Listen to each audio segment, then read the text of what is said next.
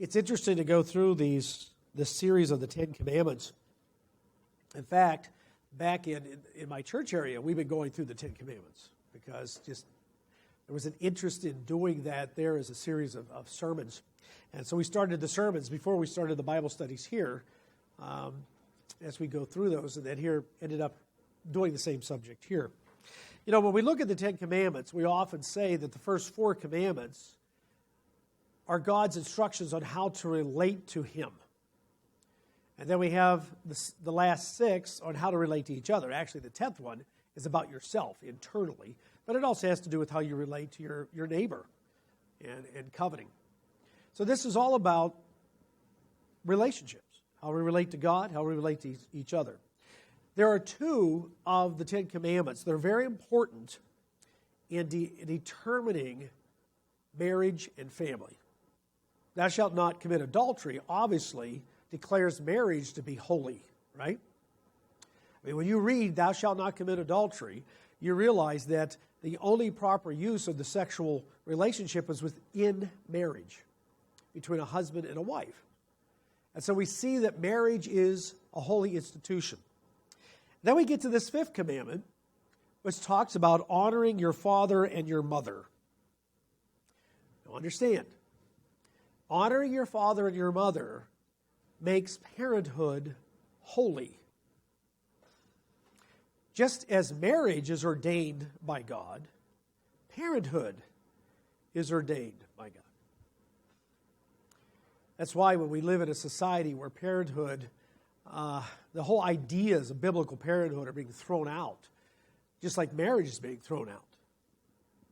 Because there is not an understanding of what is holy. But parents, as parents, if you're parents, if you're grandparents, this applies to grandparents too, there's a generational concept about parenting in the Scripture.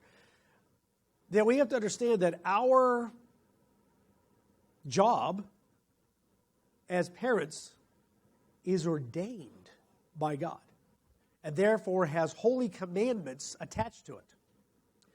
And this one we look at and say, okay, the command is the children to honor their parents. Well, Paul talks about this very commandment in Ephesians chapter 6. So let's start in Ephesians chapter 6. In the New Testament, he quotes this 5th of the commandments. Verse 1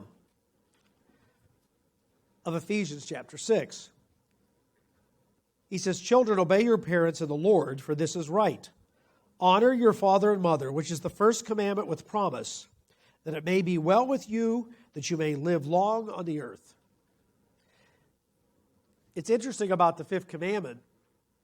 There's a benefit statement attached to it.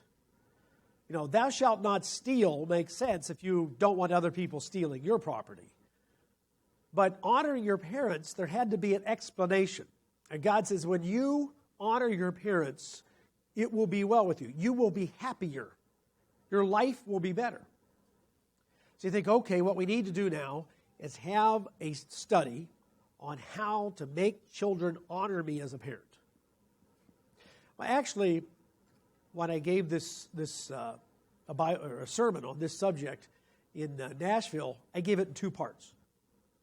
The second part was to children and teenagers. The first part was to parents. I think, wait a minute, we need to talk about getting my children to honor me. And how many times as a parent have you felt like, oh, why can't I get my children to honor me? And as a parent, you yell at them, you discipline them, you do all these things you're supposed to do. You put all this effort into making sure they're clothed, and you try to love them, and you try to feed them. And why aren't they honoring me? So let's give some keys to make these kids honoring me. Well, it's not that simple.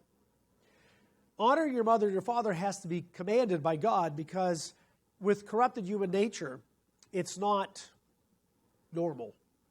Once Satan gets a hold of us, honoring parents is not a normal activity. And so what we have to do is realize that in order to have children honor us, we must teach it. And that's what I actually want to cover this evening. I want to cover how, as parents, we teach children to honor us. And if you're a grandparent, it applies the same way. As grandparents, how do you teach children to honor their parents? So this is only indirectly dealing with honor your parents as far as talking to a child. It is directly talking to us as parents and grandparents, how we teach it. Because the greatest way children learn to honor is through you, the parent. We are the example by which they learn how to honor us and how to honor others. So, first step, we're going to go through a number of basic rules of how we can teach children honor, how to teach children to do this commandment as parents, as grandparents. First of all, parents teach children honor when the parents honor God. And this is the center of what we're going to talk about. You know, this commandment comes number 5 in the list for a reason. It begins with learning to obey God. The first 4 about how we worship God. Why would number 5 be honor your parents? Shouldn't it be thou shalt not murder? I mean, that seems like the top of the list as far as commandments for human beings, but it's not. It's about honoring your parents because it's through teaching children to honor and what that actually means, that they learn to honor God. The first 4 commandments are passed on through generations through parents. And then the next commandments have meaning. The 4th commandment is a link between the first 4 and the last 5. To honor someone means to hold them in high esteem. It means to say that they are important, and therefore I shall show them respect.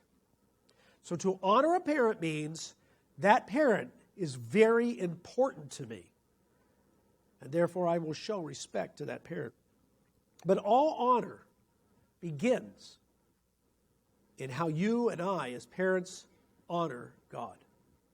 When you and I honor God, we teach children the concept of honor.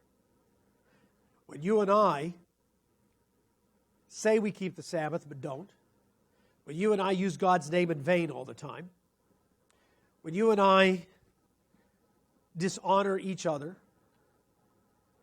when you and I show our example to our children, that's what they learn. Children who see their parents honor God learn what honor is. So if you want to start teaching children honor, you say, well, the first thing I need to do is spank them. No, the first thing you need to do is make them see and follow your example that God is the center of your home. You have a god-centric home. And that what God teaches comes first. You're in a God-centric home where with what God teaches comes first. Principle comes first. Virtue comes first. Now here's what happens. It is, as human beings, instead of creating a God-centric home where the whole purpose of the family is to honor God, we create 2 other kinds of homes. One is a parent-centric home, where the whole purpose of the home is to honor the parents, so that the parents and the children are in a constant warfare. You will honor me. And so you're in a constant warfare. It's a constant battle of wills of forcing honor on the children, in which there's a lot of anger, in which sometimes the parents resent the children. They resent them because the purpose for this family is for me to be honored. Now, it is true that they are commanded to honor you. And by the way, since it is a holy position, God created parenthood and said, this is holy, I'm commanding it. You have the right to demand honor. But how you demand honor is very important. If the whole purpose of your home is for them to honor you, you will create a barrier between you and your children that you'll pay for when they become adults. And one of the ways you know if you're in a parent-centric home is whenever you react to your children to punish them or correct them, you're always doing it in frustration and anger. In other words, when the principle came up, you didn't react. You react finally when you're driven to, you're going to do what I say. You're going to honor me. You're going to obey me. And at this point, the purpose or the central point is not the principle. The central point is what? I'm the center of the family, and you will honor me. So I said, there are times when you have to make children honor you. But if that's the battle all the time, you're already losing something. So we have to create a God-centric family. The other thing we do, and this is what's real common in the United States today, people create child-centric families. You want to destroy your children's lives? Make them the center of the family. They will learn to be selfish, controlling people. You can never let them come between you as a couple, and you can never let them come between you and God. And they have to know that. Right? They have to know that. I wish I had $1 for every time one of my children, when they were little, would come up and say, Daddy, can we got to make a decision. Can we do this? Can we go over to somebody's house? Did you talk to your mother? Oh, what did she say? Talk to you. Okay, she and I will talk about it. But Dad, I got to know in the next 2 minutes. Well, then I guess you're not going to, because I'm going to go talk to her about it. Well, we talked to it. It worked out most of the time. But the point is, it cannot be a child-centric family. You know what they'll do? They'll play the two of you against each other. They learn how to do that, and they get good at it too. And they will not see God as a father. They'll see God as someone who's manipulating them, and they have to try to get around what he's doing. Don't create a child-centric home. But don't create a parent-centric home either. We have to create a God-centric home. What happens when we create a parent or child-centric home? What happens is we dishonor God. Whenever we create, and we don't do this on purpose, but we're actually dishonoring God. When we create a parent-centric home or a child-centric home instead of a God-centric home, what we do is we dishonor God. You know, there's somebody in the Bible, it's a perfect example of that. Let's go to 1 Samuel 2. Eli was the high priest. 1 Samuel chapter 2. Eli's sons were allowed to do whatever they wanted. He wouldn't correct them. Well, I don't want to hurt their feelings. How many times have people said, well, I don't want to correct my children. I want to hurt their feelings. I want them to like me. Well, then you're a parent-centric home. The good of the child is not the issue. Them liking you is the issue. Understand what you say when you say that. I can't tell them that. They won't like me. So what is the central issue of your house? I want my children to like me. So now you have children whose purpose is to fulfill your needs. That's not going to work out very well. You know, their purpose is to fulfill my needs. Well, then it's a parent-centric home. Because the truth is, raising children is spending 20 years of your life preparing them to leave you, right? And function. Spending 20 years of your life to kick them out so they do well. You know, you push them out of the nest so that they can function. That's the purpose of parenting. So if they're there to fulfill your needs, your parenting is going to collapse.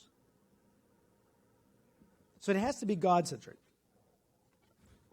Eli, for whatever reason, would not deal with his sons. And his sons grew into men. And now they abuse their position as priest of God. And look what God finally says to him. 1 Samuel 2:27.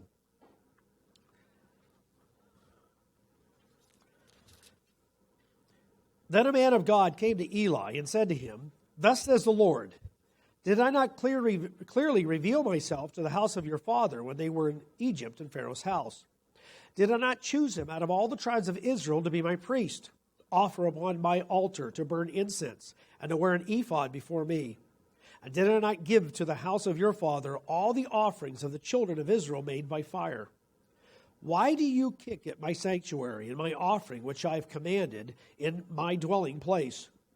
And honor your sons more than me. God told Eli his sons would die now. Why? He honored his children more than he honored God. The first thing we do in teaching children honor is we honor God. When they see hypocrisy in us, they learn to dishonor God, and they will dishonor us. So it's the first step we must take. Now, the second is, and this gets pretty personal after a while, how we teach children honor. Because the second thing we can do to teach children honor is, oh good, now we're going to sit them down and we're going to teach them and we're going to really get them straightened out. No. The second thing you do is that you show honor to each other as husband and wife.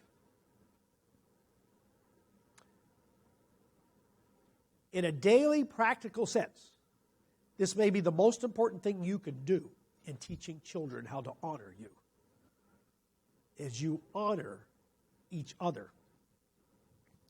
Let's look at 1 Peter 3. Now, how many times have you heard 1 Peter 3 in terms of how husband and wife should interact with each other? I want to look at 1 Peter 3 in terms of teaching children to honor. 1 Peter 3, verse 1. Wives, likewise, be submissive to your own husbands, that even if some do not obey the word, they without a word may be won by the conduct of their wives, when they observe your chaste conduct accompanied by fear. Now think about that. Now let's take the principle here. Peter says, wives, even if your husband is not a believer, you be a good wife, so that maybe by your conduct, that person will respond to God. This isn't be a good wife because you're weak. It's the exact opposite. Be a good wife because you're stronger. In this case, he's expecting the wife to be stronger than the husband. He's a non-believer. He's a non-believer. You be so strong that you're a good wife even though he's a bad husband or an unbelieving husband who doesn't follow God. Now take that principle and apply to your children. How does your conduct as mother affect your children's concept of honor? If you yell at your husband all the time, if you put him down all the time, if you argue with him all the time, if you resist him all the time, you don't think they see that? How do they now define honor?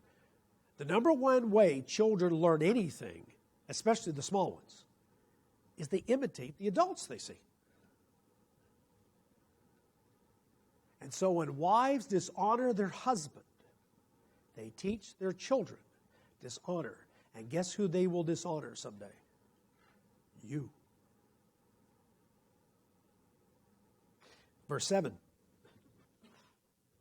Verse 7.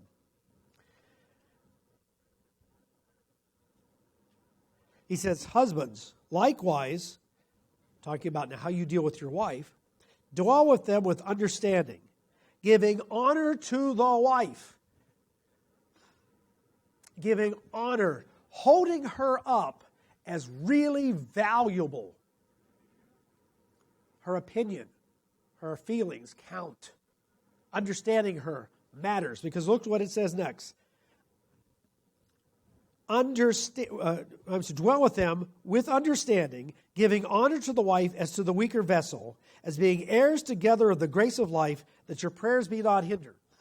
I just gave this, I read this at my son's wedding just recently, less than 2 weeks ago.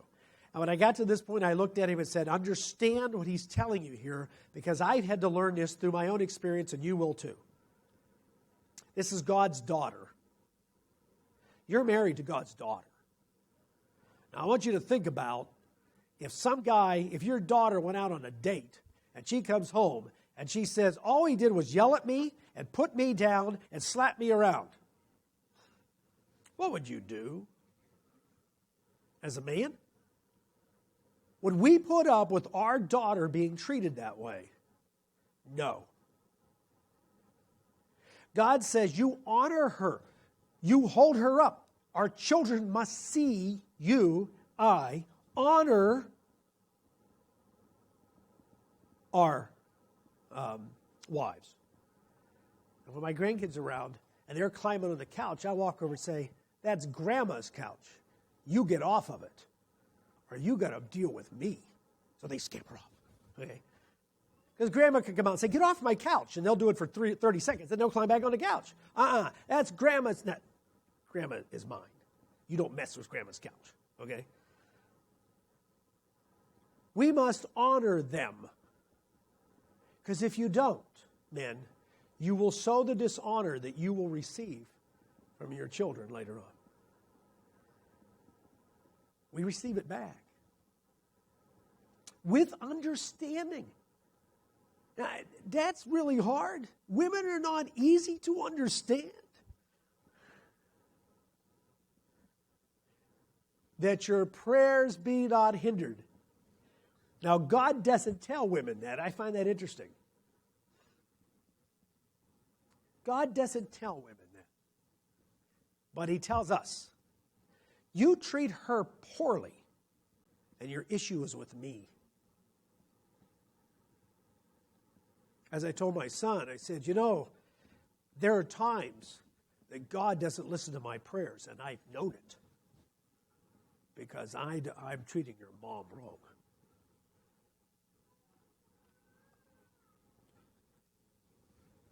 We have to realize God holds this issue of honor between husband and wife as being very important. And it is how children learn honor. Now, children have to learn their parents aren't perfect. Nobody has perfect parents.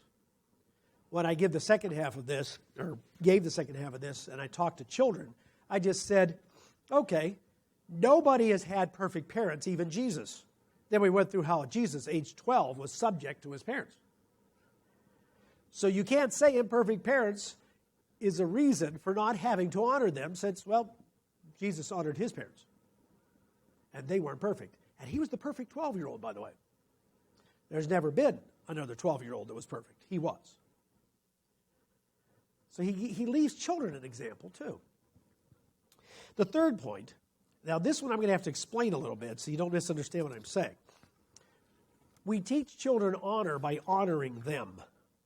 Now, I don't mean that you get into this self-esteem concept where you just keep telling them, you're so wonderful, you're so good, and, their performance doesn't matter, their behavior doesn't matter.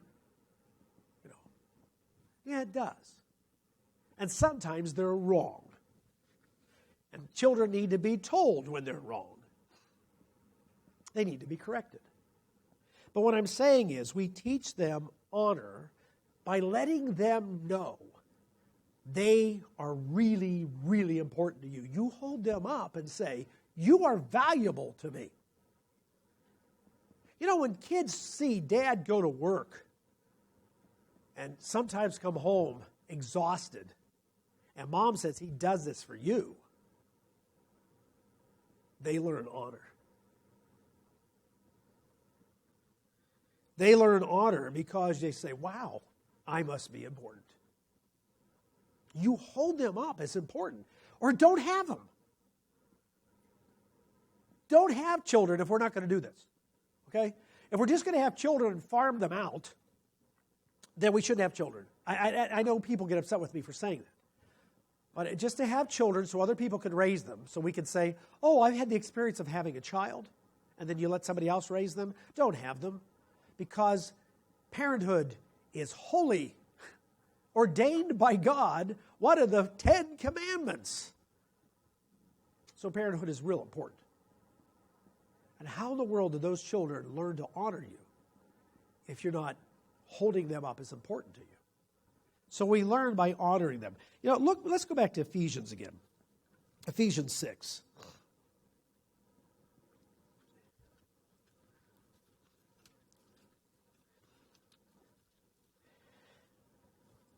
Because Paul's discussion here of this commandment in the first 2 verses doesn't end there. The first 3 verses of Ephesians 6 is children, okay, obey your parents, which, by the way, honoring parents and obedience are connected. You can't say, well, I'm honoring my parents, but I disobey them. But verse 4 says, and you fathers, do not provoke your children to wrath, but bring them up in the training and admonition of the Lord. As fathers you have, and mothers also, but he speaks to the fathers here specifically because of something we can do as fathers. We can create very angry children. You know why? They need us to do this. They need us to bring them up, it says, in what? The training and admonition of the Lord. To teach them God's way. To teach them to honor God. That we hold them up in high honor. We honor them enough to expect them to obey. We honor them enough to expect them to obey. They have value and they're expected to act as honorable people. And when they don't, there's a penalty to pay. That's honor. You know, I don't know about you, but the worst thing my dad could do to me was say he was disappointed in me. I'd rather he beat me. Right? Why? Because I was dishonored. I'd act dishonorably. And he was disappointed. It says, don't provoke them to wrath. And here's how we can do that. By being negative. All we bring out is when they're wrong. We only interact with our children when they're wrong. This is why, ladies, it's not good to say, wait till your father gets home. Now, there might be occasion you need to do that, especially with a 15-year-old boy. But when you do that all the time, when dad comes home, they're going to be running up saying, Daddy, Daddy. They're going to be hiding someplace. We provoke them to wrath, and we can do that so easily as men. My wife would say that to me. Gary, you just made him angry, or you made the kids angry. We can provoke them to wrath. Now, sometimes they're being angry because they're being stubborn, in which, okay, you've got to be more stubborn. But, I mean, you've got to be harder than they are sometimes. But if all we do is the negative, you're wrong, you're bad, we never bring out the good. We raise angry people. Angry people who are always concerned with not doing bad, but they're not concerned with doing right. We can teach children to hate sin, but we must also teach them to love good. If we teach them only to hate sin, they become frustrated and angry. They must learn to love goodness, to love good, to love virtue, to like it, to want it.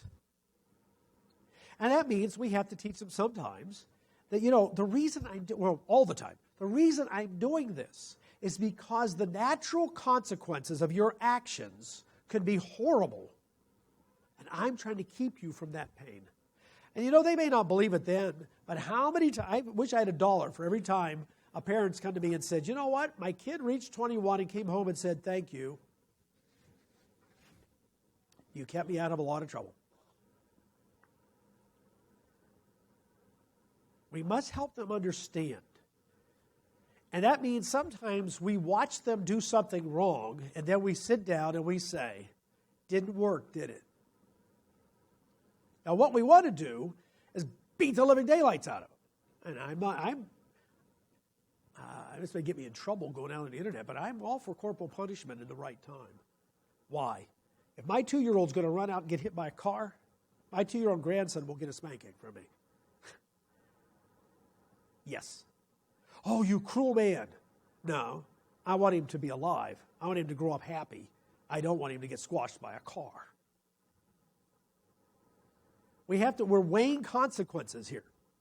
And we have to teach them to learn to weigh consequences. One time, this was years ago, I took a group of teenagers to Custer State Park in South Dakota. Have you ever been? How many's ever been there? Okay. one. South Dakota, 2. I imagine your husband was with you. South Dakota, Custer State Park is an amazing place. I mean, there's herds of buffalo. It's just an amazing place to go. We were camping. And I had to leave the camp for a little bit. I drove off. I go to the camp store or something. And I mean, we were out in the middle of nowhere. And I drove back. And some parents came up to me just angry. And some of the adult shepherds. And they said, what are you going to do with those boys? Now, I didn't even know what had happened. I said, I don't, tell me what happened first, It's just, you need to punish them. Okay. What happened? Well, there was the outhouse. And 3 14, 15-year-old boys, they got a rock, a very heavy rock, just the size of the hole in the outhouse. And being 15-year-old boys don't reason out everything. It always seems like a good idea at the time, okay? They wanted to see what happened if they dropped that big heavy rock through the hole of the outhouse. So the three of them walked over, carried this big rock in there, and dropped it, and then the disc. I get the door flew open. The three of them come out running, screaming at the top of their voices, and all three ran down and jumped in the lake. And all the girls saw them do this. And they said, what are you going to do to them? And I said, what more could I do to them than they've already done? I can't do anything worse to them than that. So I got these instructions how I, as the pastor, needed to go over and just punish them and deal with it. So I got them off alone, away from everybody else. I said, guys, I want you to look real scared as I talk to you right now. I look like I'm really being serious, but what in the world motivated you to do that? I don't know, it seemed like a good idea at the time, What does this teach us? I said, it teaches us physics. For every action, there's an opposite reaction. Haven't you learned that at school? Yes, well, it applies to outhouses too. We talked about that for a while, That applies to everything in life. So that was later it was, did you punish them and did you straighten them out? Yeah, sure did. Yeah. Sometimes our role, we're trying to teach them how life works. And we think it's to teach them this specific thing, how life works and how it doesn't work. And when things don't work, sometimes we're given this unique opportunity, instead of being angry, even though, you may be angry, you may be upset, but instead of just punishing, to sit down and say, why didn't that work? Let me explain to you why it doesn't work. We're trying to teach them. And this is where we're honoring them. Honoring them expects obedience. But it also doesn't just want people who hate sin. We want people who love goodness, who love virtue, who love God's way. Or we're just a bunch of negative, angry people. And that's why he says, fathers, you'll just make them angry. And you know what? I've counseled dozens of people who are adults who want to come in and talk about how they're angry with their parents. I'm 40 years old. I'm still angry with my parents. It's very sad. So what do we do?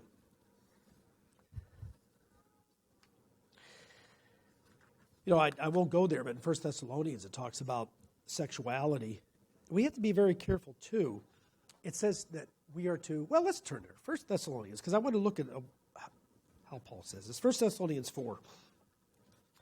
We can teach because we know of the harmful effects of the misuse of human sexuality that God gave us. We can teach children to be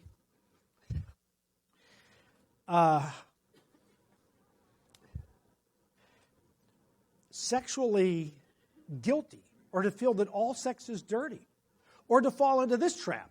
Well, I messed up once, so I'm a damaged person, so it doesn't matter. I might as well just go with everybody I find now. I've listened to that argument.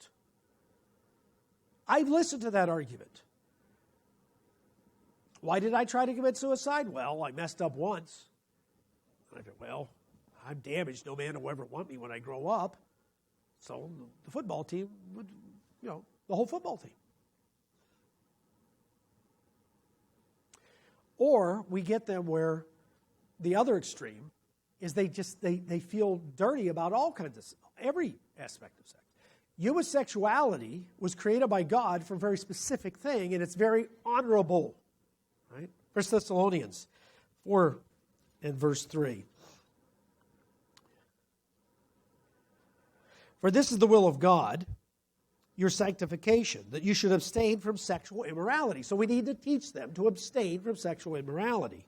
That each of you should know how to possess his own vessel or his own body in sanctification or holiness and honor. In other words, we need to teach our children to honor their bodies. Instead, we teach the negative. The negative, the negative, the negative, the negative.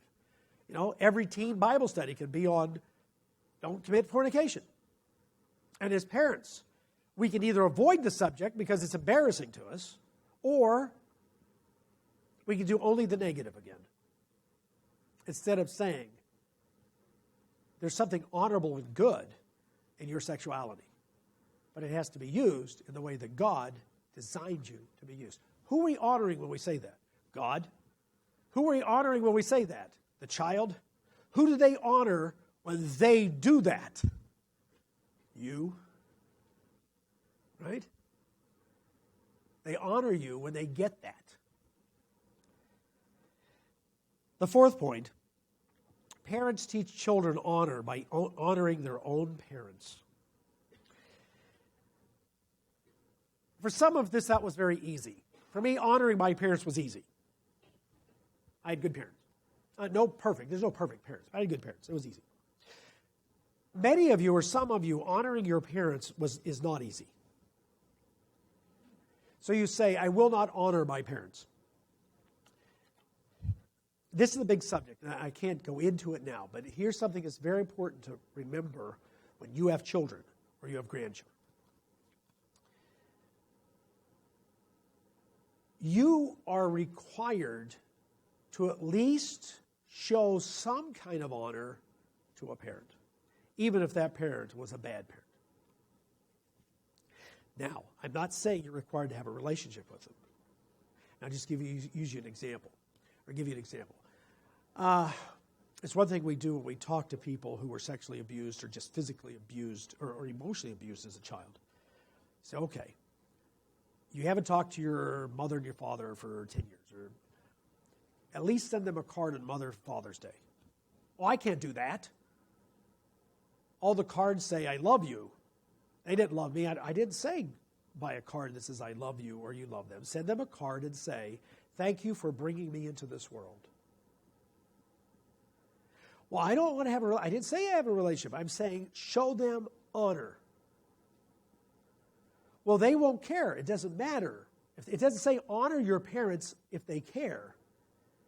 It just says to do it. When you do that, you're honoring God.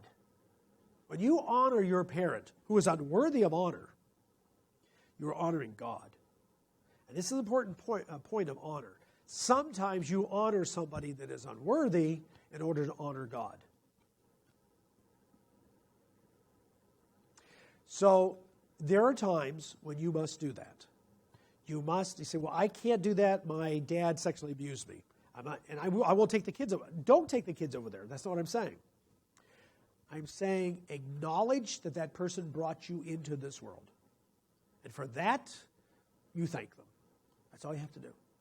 It changes you. It may not change them, but it changes you. Because you've done the right thing. You've done the fifth commandment even when that person is unworthy of honor. You did the right thing.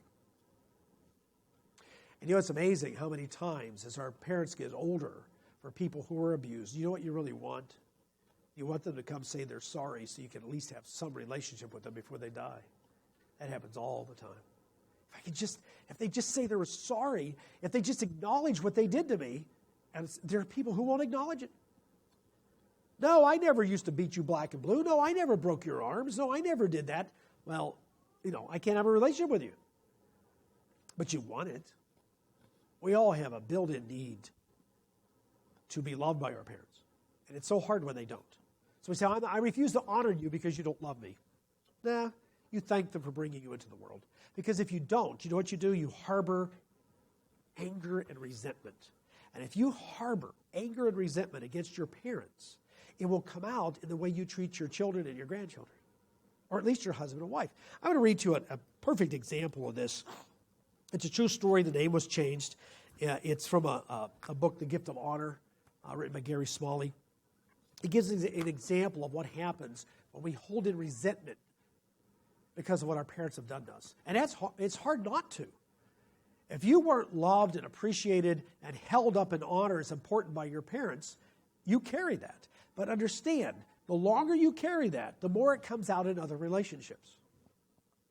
Sometimes we will recommend people don't get married because maybe one of them is harboring such resentment against the parent or parents, they'll take it out on the person they marry. Listen to this. Dana's father was an alcoholic and never financially supported the family. Dana's mother had to work full-time, and Dana could never have friends over because of fear of what her father might do. Her first marriage ended after 2 years of fighting, criticism, and trying to deal with her husband's alcohol problem. We tend to marry somebody like our own parent. Her second marriage was on the rocks when she finally sought help. The problem was that Dana's hatred for her father was causing her to relive her anger and resentment in all of her other relationships. You say, well, how did he come to that conclusion? Well, let's listen to her words, okay? These are her words. Dana told a counselor, "Deep down inside all my life, I have thought that men were nothing but sleazeballs." This is her words. "I couldn't even enjoy my husband holding me because he reminded me of my father. I even resented the fact that God gave me 2 boys and no girls. I want to be close to my husband and my children, and I want to be close to God. But I know that because I view them as men, I don't really trust them." Now, what you think about this? She dishonored God because he appears, in a masculine form in the Scripture. She dishonored her husband because why? Because she hated her father. And notice, she was angry because she had 2 boys and no girls. How do you think she treated those boys? What do you think those boys were going to turn out? How do you think they would honor her? How do you think they would probably treat the wives they married? Was she doing this because she's just an evil person, wanted to destroy the life of her husband or her children? No, it's because she could not get over the anger and resentment she had towards her father. So how do you obey the 5th commandment? Well, you have to go ask God to heal you. You have to acknowledge that this was done to me, but I can grow beyond this. I move beyond this. And then you show some kind of honor to your father. Now, if he's dead, you can't. And people wrestle with that. I just want to show honor to my father. You will someday because there's a resurrection. Okay? There is a future for all this. God's going to give us opportunities to heal a lot of things in the future. So it's okay. It's okay. But the important thing is you can't carry that around. At some point, you at least have to be able to say, "You're a dishonorable person, but I honor you for bringing me into this world. I honor you for that much." You have to at least do that. And you have to let go of it, or it'll come out in every other relationship. You see why God tells fathers, don't provoke them to anger? Don't create angry children? Because you'll pay for it in the future. They will not honor you.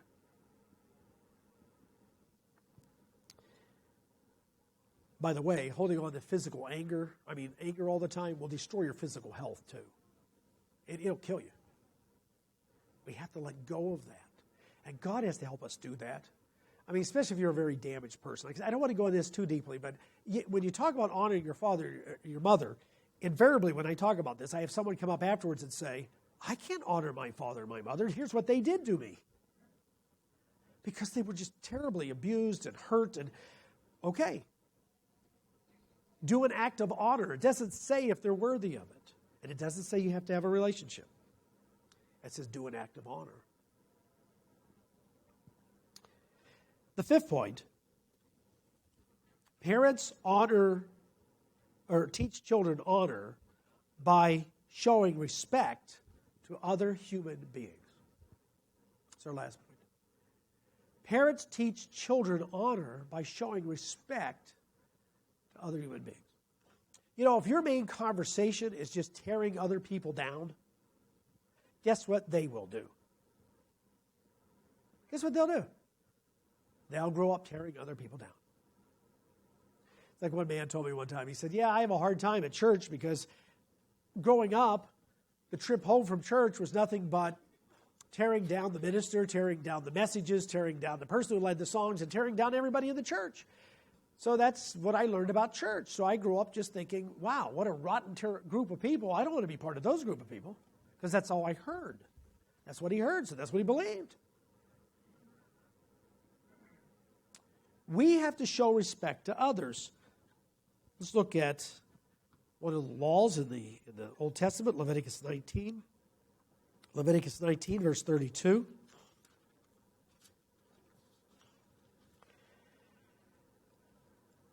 You shall rise before the gray-headed and honor the presence of an old man and fear your God. I am the Lord. Now, this is interesting.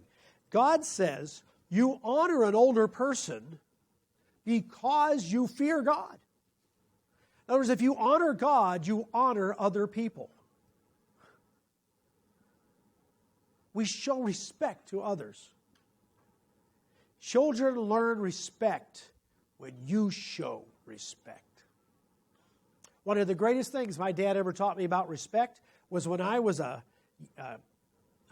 11, 12, 13, during those years, he would take me, he was an elder in the church, and he would go visit all the elderly people, and he took me with him. And he treated them with such respect. And one day we went to visit an old man. I'll never forget this. His name was Russell. Russell Rubel. And he always took me to see him, and I would sit there and listen to them talk. And my dad showed him such respect. And as they would get as ready to leave, Russell Rubel, who, I don't know, must have been 90 years old, would get out a little bottle of sloe gin, which looked like cough syrup. And he would give a little for Dad and a little for him. And I must have been about 12 years old, and he pours it for, and I'd been going over, and he says, well, I think it's time for him. And I said, okay. So they gave me this little, it tasted like cough syrup too. But I'll never forget how proud I was that, well, I get to sip with the men, A little sip of sloe gin. I guess that's what it's called. I don't know. I've never had it since. The point is, it was the strangest thing. We went to honor him, and there was this point, I felt honored. I felt honored as a man. We teach children honor by showing honor to others. Look at interesting, this will be our last passage, 1 Timothy 6. 1 Timothy 6.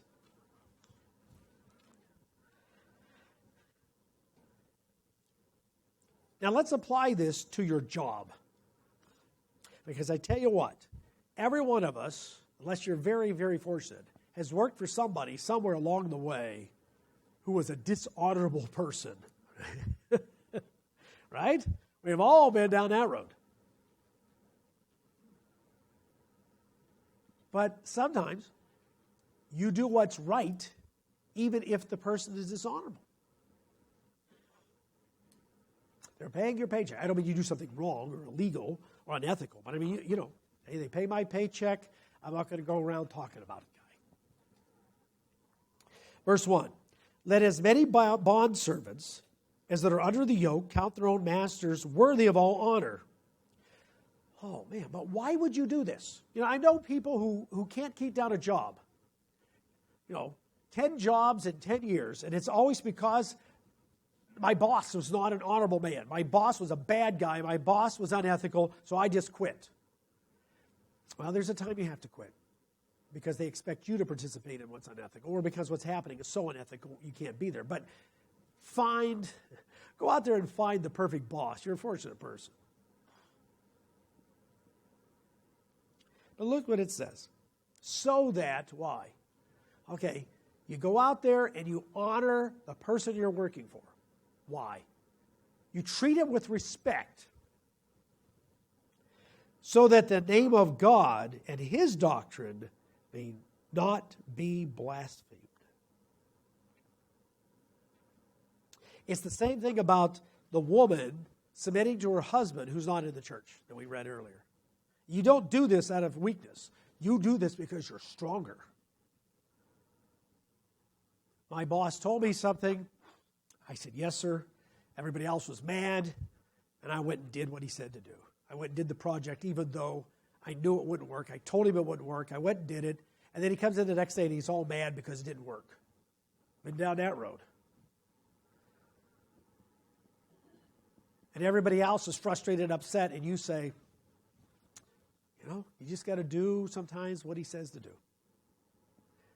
As long as it's not against God or something, not wrong. I know it was stupid, but I told him it wouldn't work. He wouldn't listen, so I did what he said. It's his dollar. It's his time. He pays me. Why? So that God's name not be blasphemed. You honor because it's the right thing to do.